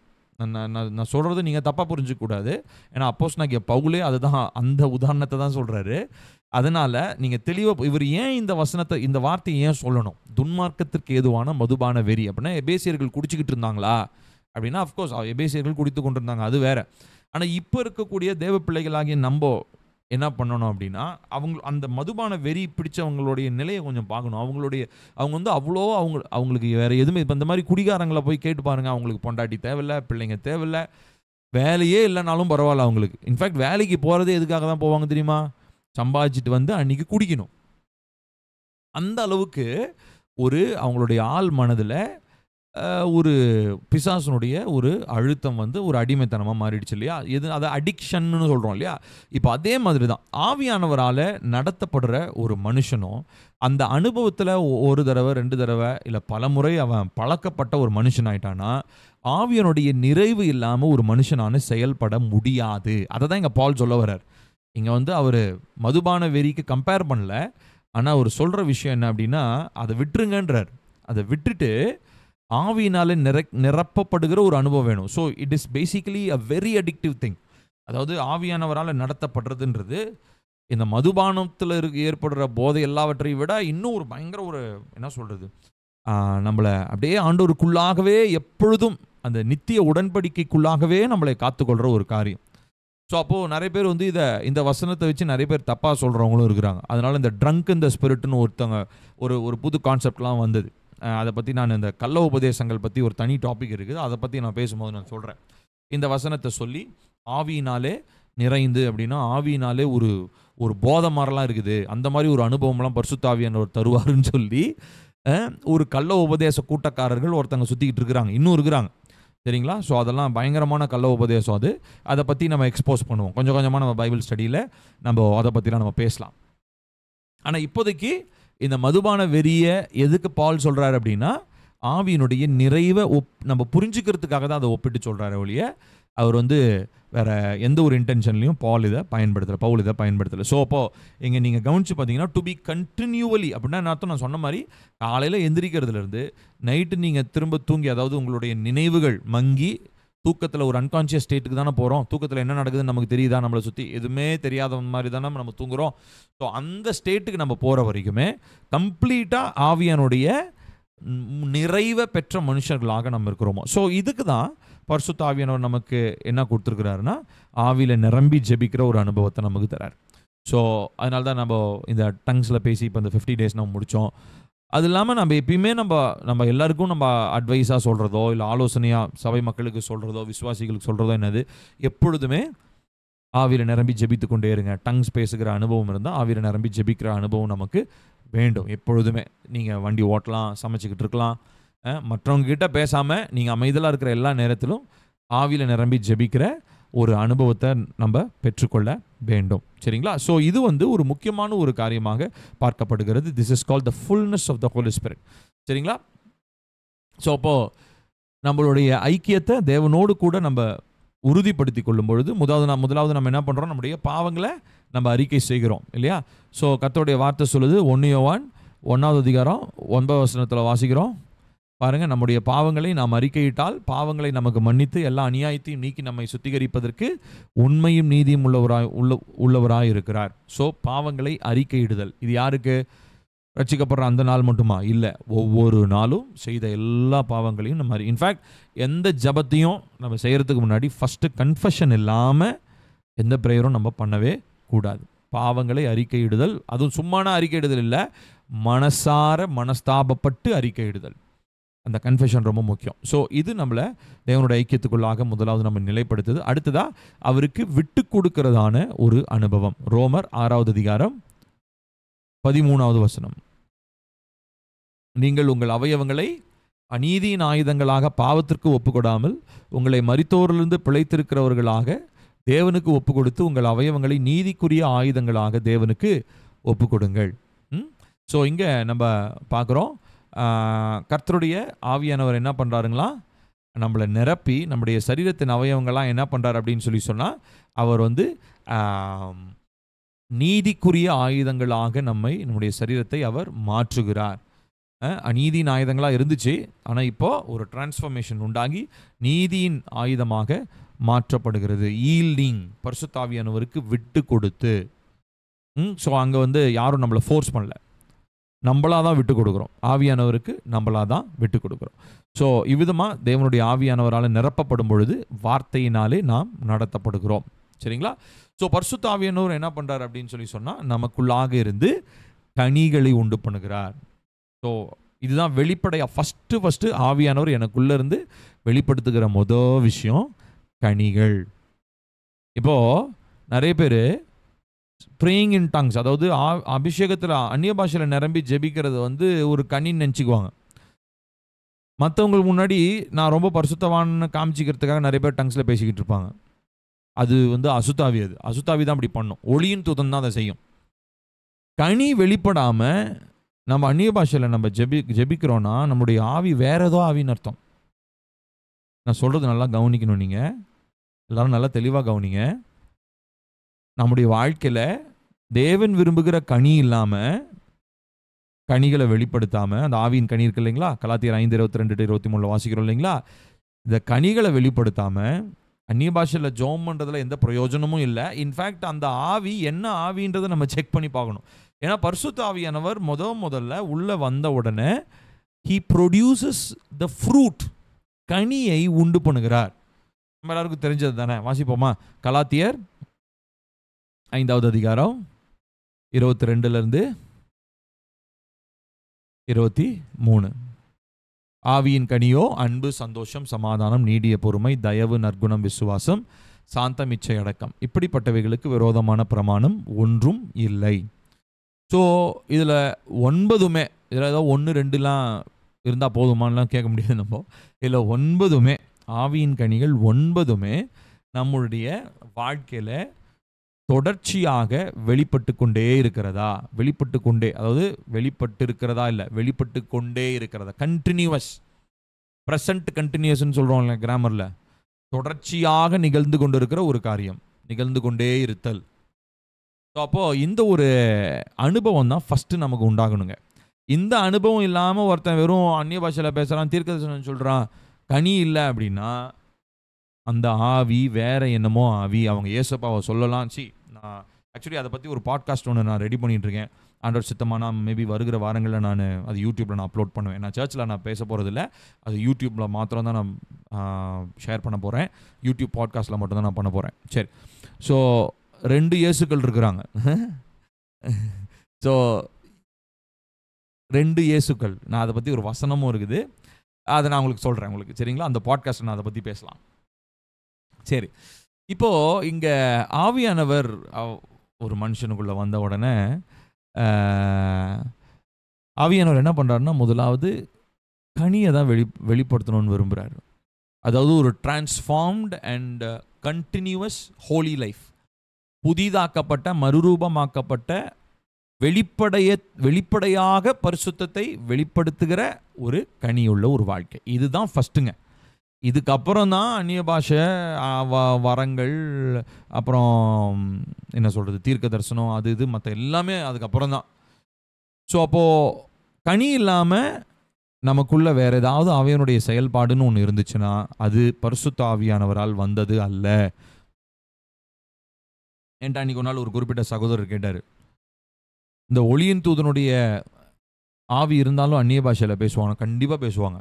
நான் நிறைய அனுபவங்களை பார்த்துருக்கேன். எனக்கு தெரிந்த நிறைய பேர், எனக்கு நல்லாவே நான் உணர்த்தப்பட்டு நான் கவனிச்சிருக்கிறேன், அவர்களுடைய அந்நிய பாஷை பரிசுத்த ஆவியானவரால் வருகிற பாஷையாக இருக்காது. அவங்களுடைய அந்நிய பாஷை அவங்களுக்குள்ளே இருக்கிற வேற ஏதோ ஒரு ஆவியை வெளிப்படுத்துவதை நான் உணர்ந்திருக்கிறேன். நான் ஸ்பிரிட்டில் நான் டிசைன் பண்ணியிருக்கிறேன். அஃப்கோர்ஸ் நான் டிசைன் பண்ணியிருக்கிறேன்றனால நான் அது மேன்மை பாராட்டலுக்காக நான் அது உங்ககிட்ட நான் சொல்லலை. பட் நான் அதை ரொம்ப நேரம் ரொம்ப நாட்களாக அவர்களுக்காக ஜெபித்து அவர்கள் பேசுகிற காரியம் என்னவென்பதை தேவ சமூகத்தில் காத்திருந்து நான் புரிஞ்சுக்கிட்டேன். அவங்கக்கிட்ட இருந்தது வேறு ஏதோ டிஃப்ரெண்ட்டான ஸ்பிரிட்டுன்னு சொல்லி. பட் அஃப்கோர்ஸ் அதுக்கப்புறம் அவங்க ரொம்ப நாளாக சபையில் அவங்களால நிற்க முடியல. இப்போ நான் எதுக்காக நான் சொல்ல வரேன்னு சொன்னால், எல்லாரும் அந்நிய பாஷை பேசுகிறாங்க அப்படின்றனால எல்லாருமே ஆவியானவரால் நடத்தப்படுறாங்கன்றது கிடையாது.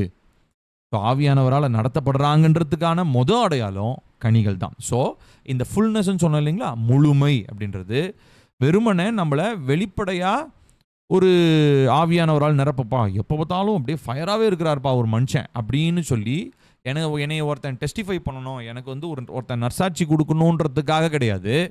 என் வாழ்க்கையில் என்னை சுற்றி இருக்கிறவர்கள் என்னிடத்திலிருந்து நற்கனிகளை புசிக்கும்படி. ஃப்ரூட்டுனாலே, ஏன் ஃப்ரூட்டுன்ற வார்த்தையை அப்போஸ் நான் பவுல் கலாத்தியரில் பயன்படுத்திருக்கேன் இல்லைங்களா, வேறு ஏதாவது சொல்லியிருக்கலாம், வேறு ஏதாவது ஒரு உருவகத்தை பயன்படுத்தியிருக்கலாம். ஆனால் அங்கே ஒரு என்னத்தை பயன்படுத்துகிறாரு, ஃப்ரூட், ஆவியின் கனி அப்படின்னு சொல்கிறார். அங்கே ஆவியின் தன்மைகள் இல்லை ஆவியின் விளைவுகள் இந்த மாதிரி ஏதாவது சொல்லியிருக்கலாம் இல்லையா. ஆனால் கனின்றதை சொல்கிறார். அப்போ கனின்னு என்ன அர்த்தம், அது சாப்பிட்றதுக்குரியது. அப்போனா என்ன அர்த்தம், அதை என்னிடத்துலேருந்து என்னை பார்க்குறவங்க என்னிடத்துலேருந்து அதை பார்த்து அந்த அந்த அந்த அந்த கனியை அவங்க புசிப்பாங்க. They will eat that fruit. என்னிடத்துலேருந்து என்னுடைய வாழ்க்கையிலேருந்து வெளிப்படுற அந்த கனியை என் கூட இருக்கிறவங்க புசிக்கணும், சாப்பிடணும். அதுக்காக தான் கனி. இப்போ இதுதான் நம்மளுடைய ஸோ த ஃபுல்னஸ் அப்படின்றது வரும்போது முதலாவது நம்ம இடத்துல வெளிப்படுறது என்னதுங்க, கனிகள். சரிங்களா. ஸோ இங்கேயுமே நம்ம பார்க்குறோம் இந்த கனி அப்படின்றது தான் நம்மளை இந்த பூமியில் தேவனுக்கு சாட்சி உள்ளவங்களா நம்மளை மாற்றுறது. அதுதானே கர்த்தருடைய வார்த்தை நம்மகிட்ட சொல்லுது பாருங்க. அப்போஸ்தலர் 1வது அதிகாரம் 8வது வசனம், பரிசுத்த ஆவி உங்களிடத்தில் வரும்போது நீங்கள் பலனடைந்து எருசலேம் யூதேயா முழுவதும் சமாரியா பூமியின் கடைசி பரியந்தம் அப்படின்னு பார்த்துட்டு பாருங்க என்ன வார்த்தை போட்டிருக்கு, சாட்சிகளா. சாட்சினா என்ன அர்த்தம், இப்போ பாருங்க இன்னைக்கு சாட்சின்றதுல 2 இருக்குங்க. ஒன்று ஊரா போய் இயேசுதான் தெய்வம் இயேசுதான் தெய்வம்னு சொல்றது, அது வந்து டுபாக்கூர் சாட்சி. அது அந்த அந்த சாட்சி நம்ம நம்பக்கூடாது. ஆனால் உண்மையான சாட்சி என்னன்னா, என் வார்த்தை பேசுறதுக்கு முன்னாடி என் வாழ்க்கை பேசணும். நான் திரும்ப சொல்கிறேன், உண்மையான இயேசு கிறிஸ்துனுடைய சாட்சி என்ன, சாட்சியாக இருக்கிறவன் அப்படின்னா அவனுடைய வார்த்தை பேசுவதற்கு முன்பதாக அவனுடைய வாழ்க்கை பேச வேண்டும். அவனுடைய வாழ்க்கையில் கனிகள் இருக்க வேண்டும். கனியை சுற்றி முதலாவது கூட இருக்கிற மனைவியோ கணவனோ பிள்ளையோ சகோதரனோ சகோதரியோ முதலாவது அவங்க அந்த கனியை ருசிக்கணும். வீட்டார் ருசிக்கணும், சபை மக்கள் ருசிக்கணும், நண்பன் ருசிக்கணும். இந்த கனியெல்லாம் இருந்ததுக்கு அப்புறம் நான் ஏசப்பா பற்றி சொல்கிறேன்னா அதில் ஒரு நியாயம் இருக்குது. அவனை தான் நம்ம உண்மையான சாட்சின்னு சொல்லுவோம். ஏன்னா எனக்கு தெரிஞ்சு அன்றைக்கி ஒரு நாள் ஒரு குறிப்பிட்ட சகோதரி எனக்கு ஃபோன் பண்ணியிருந்தாங்க. அவங்க சொன்னாங்க, அவங்களுடைய மாமியார் வந்து பார்த்திங்கன்னா பயங்கரமான போராட்டத்தை பற்றிலாம் இந்த சகோதரி கடந்து வராங்க. ரொம்ப வேதனையோடு அழுதுட்டு ஃபோன் பண்ணாங்க. எனக்கும் நான் நினச்சேன் சரி காமனான ஒரு மாமியார் மருமகள் பிரச்சனை போல், சரி ஜோம் பண்ணுவோம். சரிங்க சிஸ்டர் ஜோம் பண்ணுறேன் அப்படின்னு நான் சொல்லிட்டு இருந்தேன். ஆனால் அப்புறம் அந்த சிஸ்டர் சொன்னாங்க, பாஸ்டர் எனக்கு ஒரு டவுட் இருக்குது. சொல்லுங்கள் சிஸ்டர் அப்படின்னு. இல்லை, நான் வந்து இப்போ தான் ரட்சிக்கப்பட்டு வந்தவன். நான் வந்து கல்யாணத்துக்கு முன்னாடி தான் ரட்சிக்கப்பட்டேன். இப்போ ரட்சிக்கப்பட்டு கிட்டத்தட்ட ஒரு 10-15 வருஷம் தான் ஆகுது. ஆனால் என்னுடைய மாமியார் வந்து அவங்க 3 தலைமுறையாக கிறிஸ்தவங்க. 3 தலைமையாக கிறிஸ்தவங்க அவங்க. அதுவும் பார்த்தீங்கன்னா சாட்டர்டே ஃபாஸ்டிங் ப்ரேயர் போயிடுவாங்க. அதுக்கப்புறம் வந்து பார்த்திங்கன்னா சர்ச்சில் எந்த ஸ்பெஷல் மீட்டிங் வச்சாலும் விடுறதில்ல, எல்லாத்துக்கும் போயிடுவாங்க. சண்டே ஆளாக போயிடுவாங்க. சண்டே ஃபுல் டே வர மாட்டாங்க. சண்டே சர்வீஸ் முடிஞ்சதுக்கப்புறம் ட்ராக்ஸ் ஊழியம்னு சொல்லிட்டு ட்ராக்ஸ் எடுத்துகிட்டு எங்கெங்கெல்லாம் போவாங்க. அப்புறம் ஹாஸ்பிட்டல் ஊழியம்னு போகிறாங்க. இதெல்லாம் பண்ணுறாங்க பாஸ்டர். ஆனால் வீட்டுக்கு வந்தால் அதுக்காக நான் கரெக்டுன்னு சொல்ல, நானும் ஒரு சில நேரம் தவறலாம். ஆனால் தவறும் போது என்னை அவங்க திருத்தத்துக்கு அவங்களுக்கு அதிகாரம் இருக்குது. ஆனால் இப்படி தான் பேசணுன்ற ஒரு ஒரு ஒரு ஒரு எண்ணமே இல்லாமல் அவ்வளவு கொடூரமான வார்த்தைகள், கெட்ட வார்த்தைகள், அதாவது அப்யூசிவான, என்னை வந்து ரொம்ப மனமடிவு உண்டாக்குகிற அந்த கெட்ட வார்த்தைகளை, ஏன் ஒரு சில நேரங்களில் என்னை அடிச்சிருக்கிறாங்க, என்னை ஒரு சில நேரம் கன்னத்தில் அரைஞ்சிருக்கிறாங்க, ஒரு சில நேரம் என்னை அடிச்சிருக்கிறாங்க, என்னுடைய முடியை பிடிச்சி இழுத்துருக்குறாங்க. இப்படிலாம் சொன்னாங்க அவங்க. எனக்கு ரொம்ப கஷ்டமாக இருந்தது. அப்போது அவங்க சொன்னாங்க, பாஸ்டர் இதெல்லாம் பண்ணுவாங்க பாஸ்டர், பண்ணிவிட்டு அவங்க வீட்டுக்குள்ளே அவங்க ரூம்குள்ளே போயிட்டு அந்நிய பாஷை நிரம்பி ஜோம் பண்ணுவாங்க பாஸ்டர் அப்படின்னாங்க. இப்போ பாருங்கள், இப்போது அந்த சிஸ்டர் அவங்க கல்யாணத்துக்கு முன்னாடி தான் ரட்சிக்கப்பட்டு ஒரு 10-15 வருஷமாக அவங்க ஆண்டவருக்குள்ளே இருக்கிறாங்க. ஆனால் அவங்க பார்க்குறதான சாட்சி என்னன்னா, அதாவது கூட இருக்கிறதான மருமகளை எப்படி வேணால் ட்ரீட் பண்ணலாம், எப்படி வேணால் அப்யூஸ் பண்ணலாம். ஆனால் அந்நிய பாஷையில் ஜெபம் பண்ணுவாங்க, ஊழியத்துக்கு போவாங்க, ட்ராக்ஸ் கொடுப்பாங்க, ஹாஸ்பிட்டல் போய் ஹாஸ்பிட்டல் ஊழியம் பண்ணுவாங்க, வியாதியஸ்தர்களுக்கு ஜெபம் பண்ணுவாங்க, உபவாசம் இருந்து ஜெபம் பண்ணுவாங்க. இப்போ பாருங்கள், இதுதான் இந்த ஒரு காரியத்தை தான் இந்த நாளில் பிசாசு எவ்வளோ தந்திரமாக தேவ பிள்ளைகளுடைய வாழ்க்கையில் செஞ்சிட்ருக்கான் பாருங்கள். இது நான் எனக்கு தெரிஞ்சது போன வாரத்தில் நடந்த சம்பவம். இந்த மாதிரி எனக்கு எக்கச்சக்க பேர், நிறைய பேர், நிறைய சகோதரிகள் தான் மெயினாக, மேக்ஸிமம் கிட்டத்தட்ட 100 பேர்னால் அதில் ஒரு 90% சிஸ்டர்ஸ் தான் பண்ணுவாங்க. அதாவது மேபி இந்த மாதிரி சாட்சி இல்லாத ஒரு கணவனோ, சாட்சி இல்லாத ஒரு மாமியாரோ, சாட்சி இல்லாத பிள்ளைகளோ, இந்த மாதிரி நிறைய பேர் நான் கேள்விப்பட்டு கொண்டே இருக்கிறேன். ஸோ நான் ஏன் இதை சொல்கிறேன் அப்படின்னா, நீங்கள் கொஞ்சம் யோசிச்சு பார்க்கணும் பிரியமானவர்களே. தேவனுக்கு நம்ம சாட்சியாக இருக்கிறோன்னா வார்த்தையினால் அதெல்லாம் ரெண்டாவது. ஆனால் முதலாவது வாழ்க்கையில் தேவனுக்குரிய சாட்சினா என்ன அப்படின்னா, அதை தான் நம்ம இங்கே வாசிக்கிறோம். ஆவியானவர் எனக்குள் வரும்பொழுது, இந்த fullness of the Holi Spirit எனக்குள் வரும்பொழுது, முதலாவது என்ன பண்ணுறேன், முதலாவது ஃபர்ஸ்ட் ஆஃப் ஆல் கனியை வெளிப்படுத்தி கனியின் மூலமாக இயேசுவுக்கு சாட்சியான இருக்கிறேன். ஃபஸ்ட்டு அதை தான் நம்ம செய்யணும். ஊராக போய் வாய்கிளியே நான் பிரசங்கம் பண்ணனான்றது ஆண்டவர் என்கிட்ட கேட்க போகிறது இல்லை. ஆண்டவர் ஃபஸ்ட்டு கேட்பார், நீ எனக்கு சாட்சியாக இருந்தியான்றதெல்லாம் கூட கேட்க போகிறது இல்லையா. ஏசப்பா கூட சொல்கிறா இல்லையா, அவர் நீ எனக்கு சாட்சியாக இருந்தியா, யூதேயா எருசலேம்லாம் போய் சொன்னியா, எதா கேட்க போகிறாரு? என் சித்தத்தை செஞ்சியான்னு தான் கேட்பார். ஃபஸ்ட்டு கேள்வியே அதுதான் இல்லையா. ஸோ இங்கே நம்ம செய்ய வேண்டிய ஒரு காரியம் என்ன, ஆவியனுடைய நிறைவு உள்ளே வந்த உடனே, அப்போது இந்த நாளில் நம்ம எல்லாருமே நம்மளுடைய ஸ்பிரிட்டை நம்ம டெஸ்ட் பண்ணி பார்க்கணும். நம்ம கூட இருக்கிறோம். இப்போ உதாரணத்துக்கு நீங்கள் மனைவியாக இருக்கீங்க, இல்லை கணவனாக இருக்கிறீங்க, பிள்ளைகளாக இருக்கீங்கன்னா, the people whom you are with, the family that you are with, நீங்கள் இருக்கக்கூடிய குடும்பத்தில் உங்களிடத்திலிருந்து வெளிப்படுகிற கனிகளை அவர்கள் பார்க்கிறார்களா? அடுத்ததா, தனிப்பட்ட ஒரு சில நேரங்களில் பார்த்தீங்கன்னா குடும்பத்துக்கு முன்னாடியும் வேஷம் போட்டுக்கிட்டு தனிப்பட்ட வாழ்க்கையில் கனி இல்லாமல் இருக்கலாம். ஏன்னா நான் அப்படி இருந்திருக்கிறேன். என்னுடைய வாழ்க்கையில் நான் அப்படி இருந்ததுனால தான் நான் சொல்கிறேன். ஸோ நிறைய நேரங்களில் நிறைய விதமான அடிமைத்தனங்களை நானும் இருந்திருக்கிறேன். ஸோ அதனை என்னென்னா, வீட்டுக்கு யாருக்கும் தெரியாமல் என்னை நானே ஏமாற்றி கொண்டிருந்ததான காரியங்கள். ஆனால் கர்த்தருடைய ஆவியானவர், நான் அதுக்காக நான் ரொம்ப பாரப்பட்டு ஜெபித்ததுனால எனக்கு பல காரியங்கள்லேருந்து கர்த்தர் எனக்கு டெலிவரன்ஸ் கொடுத்துருக்கிறார். ஸோ நான் உங்கள் முன்னாடி நான் சாட்சியாக அதை நான் சொல்கிறேன். இப்போது ஒன்று, நம்மளே ஏமாற்றிக்கூடாது. இன்னொன்று, நம்முடைய குடும்பத்தாருக்கு முன்பதாக கனியுள்ள ஒரு வாழ்க்கை. இதுதான் முதல் சாட்சி. இந்த சாட்சியை நீங்கள் குடும்பத்தில் மெயின்டைன் பண்ணிங்கன்னா ஆட்டோமேட்டிக்காக பக்கத்தில் இருக்கிறவங்க, அக்கம் பக்கத்தில் இருக்கிறவங்க எல்லாருடைய வாழ்க்கையிலும் இந்த சாட்சி பார்ப்பாங்க. அவங்க விட்னஸ் பண்ணுவாங்க, அதை பார்ப்பாங்க, அதை அவங்க கவனிப்பாங்க. அப்படி சும்மா பார்த்துட்டுலாம் போக மாட்டாங்க. யோசிச்சு நிச்சயமாக அவங்களுக்குள்ள ஒரு உணர்வு வரும். அதுக்கப்புறமா நம்ம போய் அவங்கக்கிட்ட போய் நம்ம இயேசுவை பற்றி சொல்கிறதுல நியாயம் இருக்குது. மற்றபடி வாழ்க்கையில் சாட்சி இல்லாமல் வார்த்தையில் நம்ம சாட்சியாக இருந்தோம்னா அதில் எந்த பிரயோஜனமும் கிடையாது. சரிங்களா? ஸோ பரிசுத்த ஆவியினுடைய நிறைவில் நடக்கக்கூடிய காரியம் அதுதான். ஸோ கண்டினியூஸாக, தொடர்ச்சியாக, அதாவது இந்த கம்பேரிசனை புரிஞ்சுக்கோங்க. துன்மார்க்கத்திற்கு ஏதுவான மதுபான வெறி அப்படின்றத புரிஞ்சுக்கோங்க. ஸோ அது எதுக்காக கம்பேர் பண்ணி சொல்கிறாரு பவுல் அப்படின்றதையும் புரிஞ்சுக்கணும். ஏன்னா கண்டினியூஸாக காலையில் இருக்கிறதுலேருந்து இரவில் நம்ம போய் தூங்குற அந்த டைம் வரைக்கும் ஆவியானவராலே நிரப்பப்படுகிற ஒரு அனுபவமும், அதே போல் ஆவியானவர் நமக்குள்ளே இருக்கும் பொழுது அவர் என்ன பண்ணுறாரு, பாவ மன்னிப்பு உண்டாக்கிக்கிட்டே இருக்கிறார், அறிக்கை செய்ய தூண்டிக்கிட்டே இருக்கிறார். இப்போ நான் காலையில் இருந்து ஜோம் பண்ணிகிட்டே இருக்கேன், திடீர்னு என் ஃபோனில் ஏதோ ஒன்று தேவையில்லாத ஒன்று பார்த்துட்டேன், தேவனுக்கு பிரியமில்லாத இச்சையானதை ஒன்று பார்த்துட்டேன்னு வச்சுப்போமே. பார்த்த உடனே ஆவியானவர் என்ன பண்ணுறாரு, எனக்கு உணர்த்துறாரு. உடனே என்ன பண்ணணும்னா, அது இம்மீடியட்டாக அந்த செகண்டே நான் தேவனிடத்தில் நான் அந்த பாவத்தை அறிக்கை செய்யணும். ஆமாப்பா, என் கண்களினால இந்த இச்சையை நான் பார்த்தேன், தயவாய் மன்னிங்க. இப்போ என்னுடைய பாருங்கள், ரோமர் 6:13 வாசித்த மாதிரி, இப்போ என்னுடைய கண்களை, என்னுடைய அவயவங்களை உமக்குரிய நீதியின் ஆயுதமாக நான் ஒப்பு கொடுக்குறேன். நான் நிறைய நேரம் அப்படி பண்ணியிருக்கேன். இப்போ வரைக்கும் நான் அதை செஞ்சுட்டு தான் இருக்கிறேன். உங்கள் முன்னாடி நான் சாட்சியாக நான் சொல்கிறேன். ஸோ நான் எதுக்காக நம்ம இதை செய்யணும் அப்படின்னா, இப்படி நம்ம ஒவ்வொரு நாளும் ரொம்ப சென்சிட்டிவாக, ஏன்னா அவர் சென்சிட்டிவான பரிசுத்த ஆவியானவர்.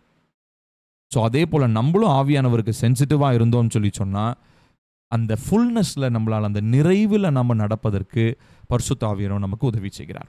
ஸோ அதில் ஃபஸ்ட்டு நமக்கு ஏற்படுகிற விளைவு என்ன? The first outcome of the fullness of the spirit is the fruit of the spirit. கனியை வெளிப்படுத்துகிற ஒரு வாழ்க்கை. ஸோ கனி நமக்குள்ளே இருக்கும்போது அதுதான் நம்முடைய வாழ்க்கையில் இருக்கிறதான முதல் சாட்சியாக இருக்கிறது. சரிங்களா? ஸோ இதை தொடர்ந்து நம்ம இந்த கனிகளை பற்றி, இந்த ஃபுல்னஸை பற்றி இன்னும் நம்ம நெக்ஸ்ட் வீக் நம்ம தியானிக்கலாம். நம்ம ஒன்றும் அறக்க பறக்க ஒன்றும் வேகமாக முடித்து ஒன்றும் நம்ம சாதிக்க போகிறதில்ல. as long as கர்த்தர் நமக்கு கிருபை அளிக்கிற வரைக்கும், காலங்கள் இருக்கிற வரைக்கும் நம்ம தொடர்ச்சியாக இந்த வேதாகம காரியங்களை நாம் தியானித்து கொண்டே இருப்போம். கர்த்தர் நமக்கு கிருபை தருவார். தடையில்லாமல் இந்த வார்த்தைகளை நம்ம தொடர்ந்து நம்ம தியானிப்போம். இந்த வார்த்தையில் உங்களுக்கு ஹோம்ஒர்க்கா நீங்கள் எபேசியருடைய நிருபத்தையும் ரோமருடைய நிருபத்தையும் நீங்கள் ஒரு தடவைனாச்சும் வாசிங்க. ரோமரில் ஒரு 16 அதிகாரமும் எபேசியரில் ஒரு 6 அதிகாரங்களும் இருக்குது. ஸோ அதனால் கண்டிப்பாக நெக்ஸ்ட் டியூஸ்டேக்குள்ளே ஒரு டைம்னாச்சும் ரோமன்ஸ் அண்ட் எஃபிஷியன்ஸ் இது ரெண்டையும் நீங்கள் வாசிச்சிருங்க. நெக்ஸ்ட் வீக் நம்ம டியூஸ்டே நம்ம மீட் பண்ணலாம். ஜோம் பண்ணலாமா? அன்பு மிரக்குமில்ல நல்ல தகப்பனே, கிருபையானது நல்ல இரவு வேலைக்காக நன்றி சொல்கிறோம். ஆவியானவர் இந்த நாளில் எங்களோடு பேசினீங்க. உங்களுடைய நிறைவு என்னவென்பதை நாங்கள் புரிந்து கொள்ள எங்களுக்கு கற்றுக் கொடுத்து கொண்டிருக்கிறீங்க. நாங்கள் தொடர்ச்சியாக எங்களுடைய மனக்கண்கள் திறக்கப்பட்டு பரிசுத்த ஆவியானவர் வார்த்தையின் மூலமாய் காண்பிக்கிற அந்த வெளிச்சத்தை, அந்த வெளிச்சம் ஊட்டுகிற அந்த அனுபவத்தை நாங்கள் பெற்றுக்கொள்ள, வெளிச்சத்தில் நடக்க கர்த்தருடைய ஆவியானவர் உங்களுக்கு உதவி செய்யும். இந்த நாளில் நாங்கள் கேட்ட வசனத்தின்படி ஆவியினால் நிறைந்து நாங்கள் பாவங்களை அறிக்கை செய்து எங்கள் அவயவங்களை நீதியின் அவயவங்களாக தேவனுக்கு விட்டு கொடுத்து கனியுள்ள ஒரு வாழ்க்கை வாழ்கிறவர்களாய் கர்த்தர் எங்களை மாற்றுவீராக. இது நிமித்தம் நாங்கள் சாட்சியை முதலாவது நாங்கள் எங்கள் தனிப்பட்ட வாழ்க்கையிலும் குடும்பத்திலும் சபையிலும் சமுதாயத்திலும் உம்மை குறித்த சாட்சியை நாங்கள் வெளிப்படுத்த கர்த்தர் உதவி செய்யும். எல்லா துதியும் கனமும் மகியும் நாங்கள் உமக்கே செலுத்துகிறோம். இயேசுவின் நாமத்தில் கேட்கிறோம் எங்கள் ஜீவனுள்ள நல்ல தகப்பனே. ஆமேன், ஆமேன், ஆமேன். ஓகே, ஸோ நெக்ஸ்ட் வீக் நம்ம மீட் பண்ணுவோம். மழை இல்லாமல் இருக்கணும், ஜோம் பண்ணிக்கோங்க. ஏன்னா மழை இருந்ததுன்னா நமக்கு நிறைய டிஸ்டர்பன்ஸ். இன்றைக்கி மழை இருந்ததுனால தான் கேமரா ஆன் பண்ண முடியல. ஏன்னா எலக்ட்ரிக்கல் எக்யூப்மெண்ட்ஸ் ரொம்ப சென்சிட்டிவான எக்யூப்மெண்ட்ஸ். ஆக்சுவலி ஒரு 2 weeks பேக் வந்து பார்த்திங்கன்னா சில்ட்ரன்ஸ் கேம்ப் நடந்துட்டு இருந்த டைமில் ஆக்சுவலி ரொம்ப சேஃபாக தான் எல்லாம் ஆஃப் பண்ணி வச்சுருந்தோம். பட் நடுவில் அடித்த ஒரு இடி மின்னலில் ஒரு 2 எக்யூப்மெண்ட் வந்து ரொம்ப டேமேஜ் ஆகிடுச்சு. ஸோ அதெல்லாமே நம்ம யூஸ் பண்ணுறது எல்லாமே கொஞ்சம் காஸ்ட்லியான எக்யூப்மெண்ட்ஸ். ஸோ அதனால் நாங்கள் ரிஸ்க் எடுக்க விரும்பலை. அதனால தான் மழை இதுன்னு வந்தால் இந்த டிஜிட்டல் எக்யூப்மெண்ட்ஸ், இந்த நம்ம யூஸ் பண்ணுற கம்ப்யூட்டர்ஸ், இந்த சவுண்ட் சிஸ்டம்ஸ், இந்த மைக்ஸ், இதெல்லாமே வந்து நம்ம டிஸ்கனெக்ட் பண்ணி வச்சிடுறோம். ஸோ அதனால் எனக்கு அந்த 2 weeks முன்னாடி நடந்த சம்பவத்திலேருந்து நான் ரொம்ப யோசிக்கிறேன். ஏன்னா கர்த்தர் நமக்கு அதெல்லாமே கிருபையாக கொடுத்துருக்கிறாரு. அதை நம்ம ஒழுங்காக நம்ம பத்திரப்படுத்தி பாதுகாக்கணும். இது தேவனுடைய ஊழியத்துக்காக கொடுக்கப்பட்ட பொருட்கள். ஸோ அதனால் மழை இல்லாமல் இருக்கணும், அந்த தடை இல்லாமல் கர்த்தர் இந்த ஊழியத்தை நிறைவேற்ற நமக்கு உதவி செய்வாராக. கர்த்தர் நம்மை ஆசீர்வதிப்பார். நெக்ஸ்ட் வீக் நான் உங்களை சந்திக்கிறேன். God bless you.